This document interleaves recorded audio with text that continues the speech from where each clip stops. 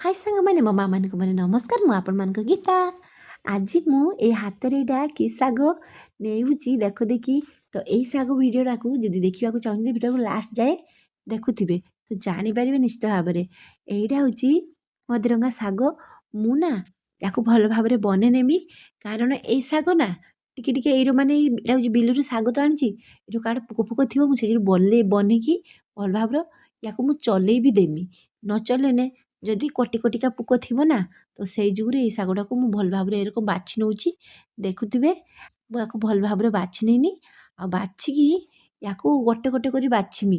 ଯଦି ଘାସ ଥିବ କି ପୋକ ଥିବ ତ ସେଇ ଯୋଗୁଁ ମୁଁ ୟାକୁ ଭଲ ଭାବରେ ବାଛି ନେବି। ଆଉ ବାଛି ନେଇକି ୟାକୁ ମୁଁ ଗୋଟେ ଜାଲ ସାହାଯ୍ୟର ଭଲ ଭାବରେ ମୁଁ ଚଲେଇ ନେବି। ଏଇଠି ମୁଁ ଗୋଟେ ଜାଲର ମୁଁ ୟାକୁ ଭଲସେ ପୁରା ବଢ଼ିଆ କିନା ଚଲେଇ ଦେବି। ଯଦି ଗୋଟିଏ ଗୋଟିଏ ପୋକ ଥିବ ନା ତାକୁ ବି ବାହାରି ପଡ଼ିବ।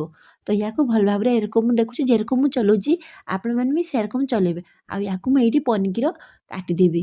ଆଉ ନା ମୁଁ ଏଇ ଶାଗ ଆଜି କେଉଁଠୁ ପାଇନି ନା, ମୁଁ ନା ଆଜି ବିଲକୁ ଯାଇଥିଲି, ସକାଳୁ ସକାଳୁ ସବୁ ବାସି କାମ ସାରିଦେନି। ସାରିଦେଇକି ମୋ ମନ କହିଲା ଆଜି ଶାଗ ପଖାଳ ଖାଇମି ବୋଲି। ତ ସେଇ ଯୋଗୁଁ ମୁଁ ଚାଲିଗନି। ମୁଁ କହିନି ହଉ ଯାଇ ଦେଖି କି ଶାଗ ହେଇଛି। ତ ଏଇ ମଦରଙ୍ଗା ଶାଗ ନା ମୁଁ ଦେଖିନି। ଏଇ ଶାଗ ନା ବର୍ଷା ଦିନ ହେଲେ ମୋତେ ଟିକେ ଟିକେ ମାନେ ପିତା ପିତା ଟିକେ ଟିକେ, ୟାକୁ ତ ପିତା ଶାଗ ନୁହେଁ କିନ୍ତୁ ମୋତେ ଟିକେ ଟିକେ ପିତା ଲାଗେ। ତ ସେଇ ଯୋଗୁଁ ମୁଁ ବର୍ଷା ଦିନ ମୋତେ ଭଲ ଲାଗେନି। ଏବେ ତ ବର୍ଷା ଦିନ ଛାଡ଼ିଛି, ତ ଶୀତ ଶୀତ ଏଇ ଶୀତ ଦିନ ନା ଏଇ ଶାଗ ନା ମିଠା ଲାଗେ ଖାଇତେ। ଏଇଟା ଆହୁରି ଗୋଟେ ଆଳୁ ପକେଇ ଦେଇ ଭାଜିକି ଖାଇବ ନା ପୁରା ବଢ଼ିଆ ଲାଗେ। ତ ସେଇ ଯୋଗୁଁ ଏଇ ଶାଗ ମୁଁ ଦେଖିନି। ଆଉ ଆଣିକି ଏଇଠି ଦେଖୁଥିବେ ମୁଁ ବନେଇକି ଜୁଗୁଡ଼ି ନେଉଛି। ଏଇ ଶାଗ ଯଦି ଆମ ଗାଁରେ ୟାକୁ ମଦରଙ୍ଗା କହୁ। ଆଉ ଆପଣମାନେ ତ କେଉଁଠୁ କେଉଁଠୁ ଭିଡ଼ିଓ ଦେଖୁଥିବେ ମୁଁ ତ ଜାଣିନି। ଆପଣମାନେ କି ଶାଗ କୁହନ୍ତି ତ ନିଶ୍ଚିତ ଭାବରେ ମୋତେ କମେଣ୍ଟ ମାଧ୍ୟମରେ କହିବେ। ଆଉ ଏଇ ଶାଗକୁ ମୁଁ ଦେଖୁଥିବ ଗୋଟେ ବି ଆଳୁ ଦେଇ ଦେଇଛି। ଏଇର ସବୁ ଶାଗ ଏରକମ ଜୁଡ଼ି ଦେନି। ଆଉ ମୁଁ ଏଇଠି ଗୋଟେ ଆଳୁ ବି ଦେଇ ଦେଇଛି। ଆଉ ଏରକମ ମୁଁ ଚାଲିନି ଆମର ଗଡ଼ିଆକୁ। ଏଇ ଶାଗକୁ ମୁଁ ଗଡ଼ିଆର ହିଁ ଶାଗ ଧୁଏ। ଶାଗ ଗଡ଼ିଆରେ ଧୁଇନେ ଯଦି କିଛି ମାନେ ଆମର ତ ଚଟାଣରୁ ମୁଁ ଭଲକି ଝଟେଇ ଦେଇଥିଲି, ଝଟେଇ ଦେଇକି ତ ସେଇଠୁ ଶାଗଟା ବନି ଆଣିଛି। ତ ଗଡ଼ିଆର ପୁରା ଭଲ ଭାବରେ ଆମ ଗଡ଼ିଆରେ ନା ଜଳ ପୁରା ବଢ଼ିଆ ରକମ, ଯେତେବେଳେ ଗରମ ଦିନ ହୁଏ ନା ଆମର ଏଇଠି ଗାଧାଇ ବଢ଼ିଆ ରକମ ଲାଗେ।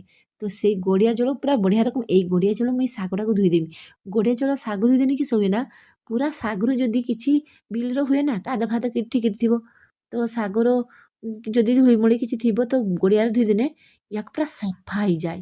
ସେଇ ଯୁଗୁରୁ ମୁଁ ଗଡ଼ିଆର ହିଁ ଶାଗ ଯେତେ ଥର ଆଣିବି ଆଣେ, ମୁଁ ଗଡ଼ିଆରେ ହିଁ ଶାଗ ଧୁଏ। ଦେଖୁଥିବେ କେତେ ସୁନ୍ଦର ଆମର ଗଡ଼ିଆ ଜଳ।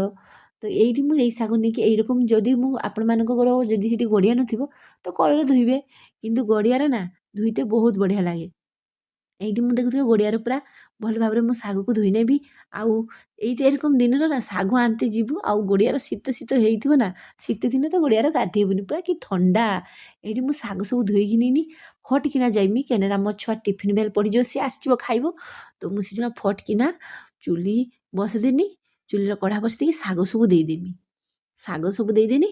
ଶାଗ ଦେଇକି ଶାଗ ସବୁ ଯେତିକି ଶାଗ ଆଣିଛି ମୁଁ ତାକୁ ଭଲ ଭାବରେ ସଜେଇଦେମି। ଏଇ ଶାଗର ବାଗୁଣ ବି ପକେଇଲେ ଭଲ ଲାଗେ। ଆଳୁ ବାଗୁଣ ଯାହା ବି ପାରିବେ ଦେଇଦେବି, ଅଲଗା କିଛି ପରିବା ଦେଲେ ଭଲ ଲାଗିବନି। ଆଳୁ ବାଗୁଣ ତ ନିହାତି ଦେବେ। ଆଉ ଦେଇ ଦେଇଛି ଏଇଠି। ଆଉ ଏଥିରେ ମୁଁ ଟିକେ ସ୍ୱାଦ ଅନୁସାରେ ଲୁଣ ଦେବି। ଆଉ ଆମ ଗାଁରେ ତ ସମସ୍ତେ ଶାଗ ପଖାଳ ଖାଇତେ ବହୁତ ଭଲ ଲାଗେ। ତ ଆପଣମାନେ ସହରର କି ଗାଁରେ ମୁଁ ଜାଣିନି, ଯଦି ଆପଣମାନେ ଶାଗ ପଖାଳ ଖାଇବାକୁ ଭଲ ପାଆନ୍ତି ତ ନିଶ୍ଚିତ ଭାବରେ ମୋତେ କମେଣ୍ଟ ମାଧ୍ୟମରେ କହିବେ ଶାଗ ପଖାଳ କେମିତି ଲାଗେ। ସତରେ ଗରମ ଦିନ ଖରା ଦିନିଆ ଶାଗ ପଖାଳ ଖାଇବାର ସ୍ୱାଦ ବଢ଼ିଆ। ଏଇଠି ମୁଁ ସ୍ୱାଦ ଅନୁସାରେ ଲୁଣ ଦେଇଦେବି। ମୋର ଯେତିକି ଲୁଣ ଦରକାର ମୁଁ ଲୁଣ ଦେଇଦେବି। ଆଉ ମୋ ପୁଅ ଟିକେ ଶାଗ ଖାଇତେ ଭଲ ଲାଗେ, ତ ସିଏ ଟିକେ ଅଳ୍ପ କିନା ମୁଁ ଏଇଠି ଚିନି ବି ଦେଇଦେଲି। ଆଉ ଟିକେ ହଳଦୀ ଗୁଣ୍ଡି ବି ଦେଇଦେଲି। ଶାଗରେ ତ ପ୍ରାୟର ହଳଦୀ ଗୁଣ୍ଡି କେହି ଦିଅନ୍ତିନି। ଆଉ ଆମେ ଟିକେ ଦଉ ହଳଦୀ ଗୁଣ୍ଡି, କାହିଁକିନା ସେଇଟା ଆଳୁ ଦେନି, ଆଳୁଟା ଧୁବଲା ଧୁବଲା ଦିଶିବ। ଆଉ ତାପରେ ହେଉଛି ଶାଗଟା ଯଦି କିଛି ପୋକ ଫୋକ ଯଦି ଜୀବାଣୁ ଫିବାଣୁ ବିଲରେ ଫିଲରେ ରୁହେନି, ଏଇଠି ହେଉଛି ଏଇ ଶାଗ କିନ୍ତୁ ବଢ଼ିଆ ଶାଗ ନା, ଏଇରେ କିଛି ସାର ଦିଆ ହୁଏନି।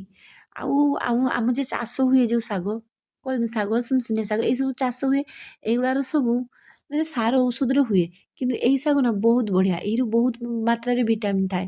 ଆଉ ଏଇ ଶାଗ ଆମ ଦେହ ପାଇଁ ବି ବଢ଼ିଆ। ଏଇଠି ମୁଁ ସବୁ ଦେଇକି ଢଙ୍କେଇ ଦେନି। ଢଙ୍କଉ ଢଙ୍କଉ ଏଇଠି ମୁଁ ରସୁଣ କିଛି ନେଇଛି, ତାକୁ ସେଇ ଟାଇମ୍ ଭିତରେ ଛଡ଼େଇଦେବି। ସେପଟରେ ମୋ ଶାଗ ସିଝୁଛି, ଏପଟରେ ମୁଁ ରସୁଣ ସବୁ ଛଡ଼େଇଦେବି। ଆଉ ଗୋଟେ ବଡ଼ିକିନା ପିଆଜ ନେଇଛି। ମୋର ଏତିକି ହିଁ ମସଲା ହେଇଯିବ। ଆଉ ଦେଖୁଥିବେ ମୁଁ ରସୁଣକୁ ପୁରା ଛେଞ୍ଚି ଦେଇଛି, ବାଟି ନାହିଁ, ପ୍ଲେନ୍ କରିକି ପିଆଜଟାକୁ କାଟି ନେଇଛି। ଏଇପଟରେ ମୁଁ ଯେଉଁ ଶାଗ ଢଙ୍କିଥିଲି ମୁଁ ୟାକୁ ଏରକମ କାଢ଼ିକି ଦେଖେ ସିଝିଛି କି ସିଝି ନାହିଁ। ଏଇଠି ତ ଶାଗରୁ ଟିକେ ଟିକେ ପାଣି ବାହାରୁଛି। ଆଉ ମୁଁ ୟାକୁ ଦେଇ ଟିକେ ଏରକମ ଚଟୁ ସାହାଯ୍ୟରେ ଟିକେ ଘାଣ୍ଟି ଘାଣ୍ଟି ଦେବି। ଆଉଟା ଆମର ସିଝିଛି ମୋତେ ତ ଲାଗୁଛି। ଆଉଟା ପୁରା ଭଲ ଭାବରେ ସିଝିଛି। ୟାକୁ ଏରକମ ଚଟୁ ସାହାଯ୍ୟରେ ମୁଁ ଘାଣ୍ଟି ଘାଣ୍ଟି ଦେବି। ଆଉ ଆପଣମାନେ ଯଦି ଆପଣଙ୍କ ଘର ପାଖରେ କିଛି ନଥିବ ନା, ମୋ କଥା ମାନିବେ, ବିଲକୁ ଚାଲିଯିବେ, ଏଇ ଶାଗ ଆଣିବେ। ଗୋଟେ ଆଳୁ ରହିଥିବ ଯଦି ଦେଇକି ଭାଜିବେ ନା, ଖାଇବେ, ବହୁତ ବଢ଼ିଆ ଲାଗିବ।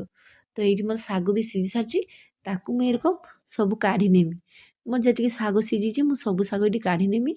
ଏଇଠି ଦେଖୁଛନ୍ତି କେତେ ସୁନ୍ଦର ମୁଁ ଶାଗ ସବୁ କାଢ଼ି ନେଇଛି। ଆଉ ସେ କଡ଼ାଟାକୁ ଭଲକି ଧୋଇଦେନି। ଧୋଇ ଦେଇକି ମୁଁ ଫେର ପୁଣି ଚୁଲ ବସିଦେନି। ମୁଁ ଯେତିକି ତେଲ ଦରକାର ମୁଁ ସେତିକି ଦେଇଦେନି। ଆଉ ତାପରେ ଗୋଟେ ହିଁ ଲଙ୍କା ମୁଁ ଦେବି। ଛୋଟ ପିଲାଟା ମୋର ଖାଏ। ତ ଆପଣମାନେ ଚାହିଁଲେ 4-5ଟା ବି ଦେବେ। ଯେତେ ଏଇ ଶାଗରେ ନା ରାଗ ହେଲେ ବଢ଼ିଆ ଲାଗେ। ମୁଁ କଞ୍ଚା ଝାଳ କାମୁଡ଼ିକି ଖାଇ। ଆଉ ଲଙ୍କା ମୁଁ ଗୋଟେ ଦେଉଛି। ପୁଅଟା ମୋ ସାଙ୍ଗରେ ସବୁବେଳେ ରୁହେ, ସିଏ ଟିକେ ଶାଗ ଖାଇବ। ତ ମୁଁ ଯେ ଭିଡ଼ିଓ ବନଉଛି ଯେ ବେଶୀ ବେଶୀକା ଲଙ୍କା ଦେଇକି ଦେଖେଇଦେବି ନା, ମୁଁ ଯାହା ଯେତିକି ଦିଏ ମୁଁ ସେତିକି ହିଁ ଦେଖଉଛି। କାହିଁକିନା ମୋ କଟର ଗୋଟେ କୋଟିଆ ଛୁଆ, ମୋ ଛୁଆଟା ଖାଇବ। ତ ସେଇ ଯୋଗୁରୁ ମୁଁ ଗୋଟେ ଲଙ୍କା ଦେନି, କାହିଁକିନା ପିଲାଟା ଖାଇପାରିବନି। ତ ଆପଣମାନେ ଚାହିଁଲେ 4-5ଟା ବି ଲଙ୍କା ଦେଇଦେବେ। 4-5ଟା ଲଙ୍କା ଦେନି, ଏଇଠି ରାଗ ରାଗ ହେଲେ ନା ବହୁତ ଭଲ ଲାଗେ। ଆଉ ଏଇଠି ଦେଖୁଛୁ ମୋ ପିଆଜ ବି ହେଇସାରିଛି। ଟିକେ ରସୁଣ ବି ଦେଇଦେନି। ଓ ରସୁଣଟା ଦେଇଦେଇକି ଭଲ ଭାବରେ ମୁଁ ଟିକେ ନାଡ଼ିଦେବି। ରସୁଣରେ ଖାଲି ଟିକେ ବାସ୍ନା ନା, ବେଶୀ ବାସ୍ନା ପଳେଇଲେ ଭଲ ଲାଗିବନି ଶାଗର। ଖାଲି ଟିକେ ବାସ୍ନା ଉଠିଯିବ। ତାପରେ ଟିକେ ଏରକମ ଏପଟ ସେପଟ ମୁଁ ଯେରକମ ନାଡ଼ି ଦେଉଛି, ନାଡ଼ି ଦେଇ ସାରିନି। ଏଇ ମୁହୂର୍ତ୍ତରେ ହିଁ ଶାଗ ଯେଉଁ ଆପଣମାନେ ରଖିବେ ତାକୁ ହିଁ ଢାଳିକି ପୁରା ଢଙ୍କେଇ ଦେବେ, ଯେରକମ ମୁଁ ଢଙ୍କେଇ ଦେଉଛି। এইরকম ঢଙ୍କେଇ ଦେବେ। ତାପରେ କାଢ଼ିବେ ଟିକେ ସମୟ ପରେ। ଆଉ ୟା ବାସ୍ନା ବଢ଼ିଆ ରକମ। ଏଇ ଶାଗ, କଞ୍ଚା ଲଙ୍କା, ଗୋଟେ ପିଆଜ, ଆଉ ଏଇ ଶାଗ ପଖାଳ ଥରେ ଖାଇକି ମୋତେ କମେଣ୍ଟରେ କୁହନ୍ତୁ କି ଏରକମ ଲାଗୁଛି। ମୁଁ ସତ କହୁଛି, ଆମ ଗାଁରେ ହିଁ ଏରକମ ଖାଆନ୍ତି। ଆଉ ଆପଣମାନଙ୍କ ଗାଁରେ କେରକମ ଖାଆନ୍ତି ତ ନିଶ୍ଚିତ ଭାବରେ ମୋତେ କମେଣ୍ଟ ମାଧ୍ୟମରେ କହିବେ। ଆଉ ମୁଁ ଆପଣମାନଙ୍କର ସ୍ନେହର ଗୀତା, ମୁଁ ଯାହା ଜାଣେ ଆପଣମାନଙ୍କ ପାଇଁ ସେଇ ଭିଡ଼ିଓ ହିଁ ବନାଏ। ଯଦି ଆପଣମାନେ ମୋ ଭିଡ଼ିଓକୁ ପସନ୍ଦ କରୁଥିବେ ତ ନିଶ୍ଚିତ ଭାବରେ ମୋତେ ଗୋଟେ ଲାଇକ୍, ସେୟାର, କମେଣ୍ଟ କରିବେ। ଆଉ ସବସ୍କ୍ରାଇବ୍ ତ ପ୍ଲିଜ୍ ମୋତେ କରିଦେବେ। ଆପଣମାନେ ଯଦି ମୋତେ ଗୋଟେ ସବସ୍କ୍ରାଇବ୍ କରିବେ ନା, ମୋ ମନ ପୁରା ଖୁସି ହେଇଯାଏ।